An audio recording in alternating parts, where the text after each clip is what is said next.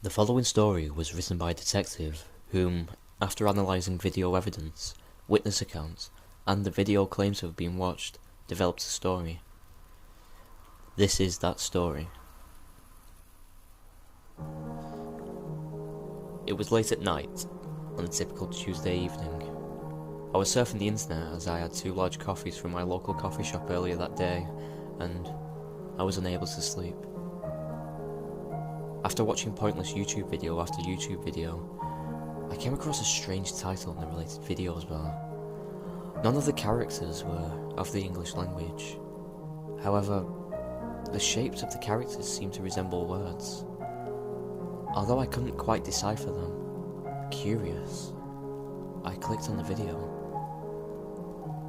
I suddenly began to hear various creaks and groans coming from my house. I whirled around and grabbed a nearby baseball bat, ready for a fatal battle. To my surprise, there were no intruders in the house, nor any signs of a forced entry. All the doors were also locked. Figuring I was just going crazy, I shrugged my shoulders and lazily walked back to my room.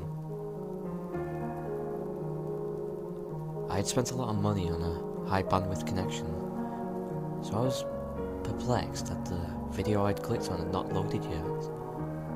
I impatiently clicked the video 4 more times in an attempt to bring it up. After what seemed like an eternity of waiting, the page finally loaded. The background was black and it completely hid all of the text, except for the username of the uploader and the description, both in crimson red. The username of the uploader was Nightmare Slumber, and the description read as such: "How ignorant of you! You are unaware of my demonic presence in your life. I will destroy everything you stand for, worthless coward. I am always watching you, and soon you will come to live with me forever." Figuring this was simply the idiocy of a 12-year-old, I did not heed the danger that I was in. The video began with a picture of an abandoned mental asylum. The picture was a long, dark and tattered corridor extending past the viewer's visual field. The left wall of the corridor had windows separated by columns.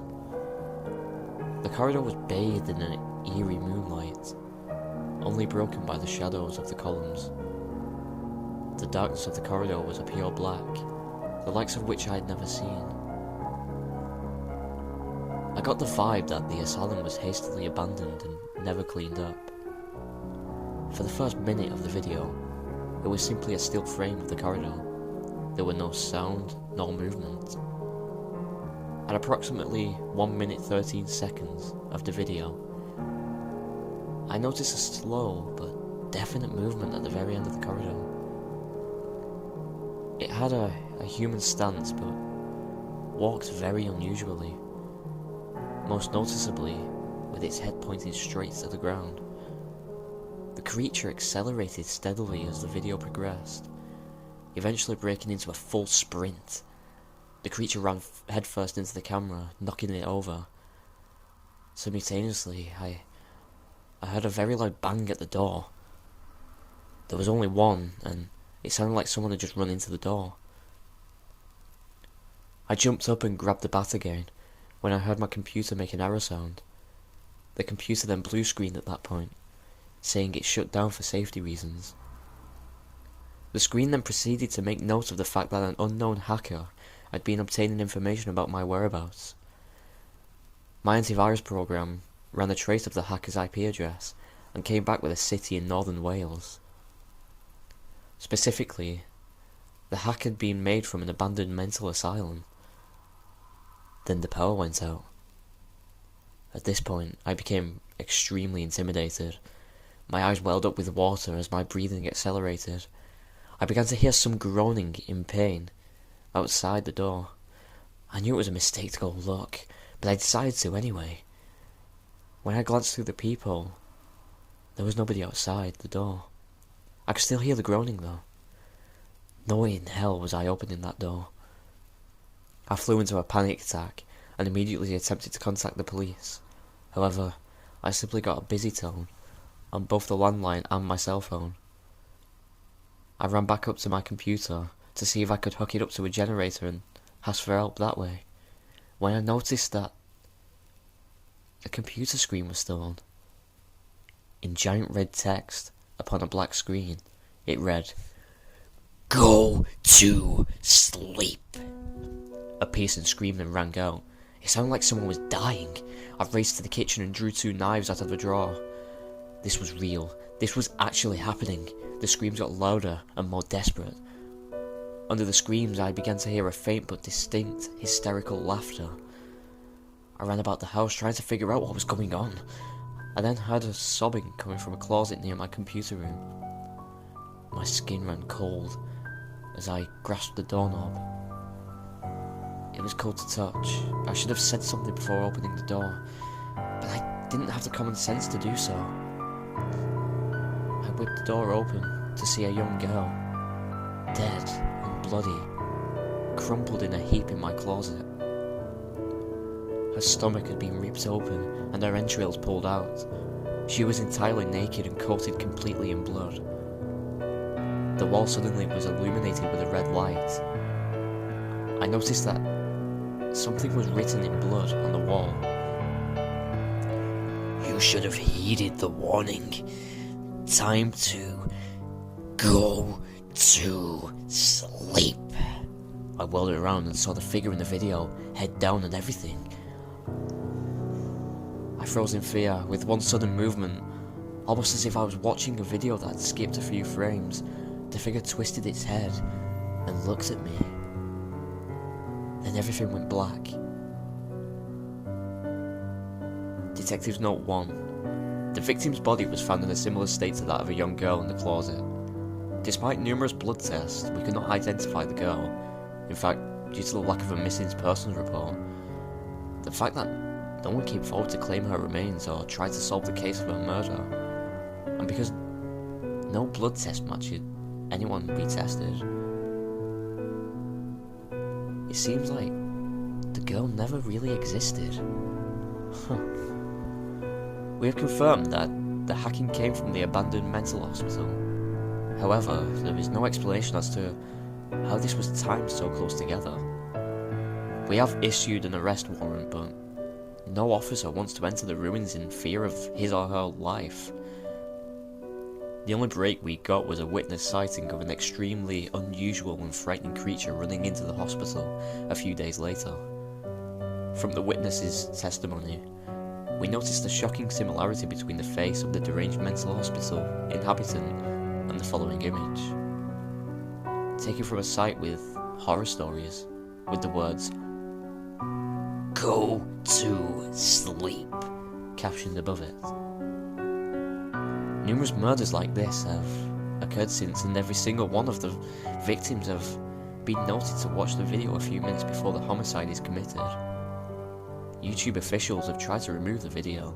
However, every moderator that tries end up getting brutally murdered. The case is still unsolved. Detectives Note 2. After further researching the case, a few discoveries have been made. First, while I have been unable to find the source of the video, last-minute account of the killer's victims have provided enough descriptive evidence to point out the image used as the background for the video. Although this is a JPEG image, and thus, by nature, is a still image, rumour has it that if you stare into the picture long enough, the image begins to twist and contort. Continues stirring, and you can see a creature beginning to run towards the camera.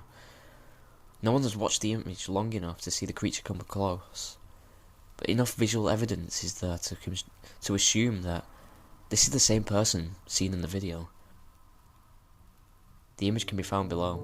View at your own risk, for your life may be at stake. In addition, I have been searching for more information regarding the killer. To my horror, I've found a set of stories online regarding one Jeff the Killer. The story dictates a serial killer who develops a his psychopathic tendencies at the onset of his teenage years, eventually killing everyone in his immediate family. The most shocking aspect of the story is that Jeff killed his victims in the same brutal way as seen with the Denby Asylum assistant killer, even going to the extent of both killers communicating "go to sleep" before murdering their victims. The most frightening aspect, however, is that the image provided for Jeff the Killer is the exact same as the image provided by a witness for the Denby Asylum killer, leading investigators to believe that they are in fact the same person. For further reading, simply search Jeff the Killer online and read at your own risk. The most terrifying fact of all, though, lies in my personal experience. After writing this report, I had begun to hear strange sounds throughout my home. Figuring it was nothing, I continued doing research on Jeff. The banging noises got louder and louder. I searched outside, thinking maybe a bird was injured or something. As I stepped to my door, however, I noticed movement in my window. I immediately attempted to phone police, but got a busy signal. Concerned, I put the phone down and looked towards the door, only to see Jeff staring directly at me with those cold, dead eyes and that horrific, disfigured face. His smile was the most eerie thing I have ever seen. I immediately pulled out my gun and began shooting. Jeff took off into the night. I know I am in danger, so I have set up a constant surveillance around my home to protect myself. I still see bright flashes of light and hear banging noises around my home, along with the rare but still horrifying laughter of which only a true psychotic serial killer can provide. I don't know how much longer it will be until we catch him, but if he keeps making these mistakes, then we'll have a solid identity and an airtight case. I feel we are on the brink of taking him in, for I keep hearing laughter and banging sounds that are escalating in volume, and I am also seeing an odd orb of light in the distance. I have radioed fellow police to the scene, but the radio has gone dead. The light is getting closer, and I have my gun ready. It's him. I can see his face. Time to... Hello, everyone. My name is Jeff. I don't like that this story is being published. But, oh well. It's not like any of you could catch a demon of my caliber. The detective is now dead. The journal is over. It's quite hilarious because in viewing this document, I've logged every single one of your IP addresses, and I know exactly where you are. For example, one of you works at the Cousins on Drexel Boulevard. One of you lives in Burbank. One of you lives on East Avenue. One of you goes to university and has a roommate. You have a roommate named Becky. One of you is going to Iowa. One of you goes to is quite the wizard at the piano.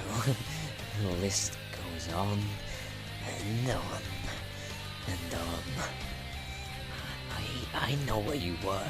I know your friends, your family, your loved ones. I know everything. Soon, all of that will be taken from you. Upon listening to this message from me, you should start hearing odd noises and feel a sense of fear and dysphoria wash over you. You will become anxious and frantic for no logical reason. The banging isn't a building you reside in. It's something else, something quite sinister, in fact. Something that wants your blood. If I don't get you, I will get those you love and care about. You, the one shivering in your chair, and has a girlfriend named Jessica with whom you live with. She's mine. You aren't safe.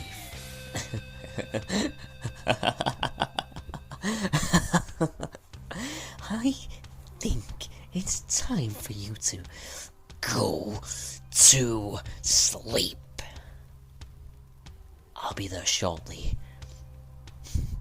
Sincerely, Jeffrey the Killer. P.S.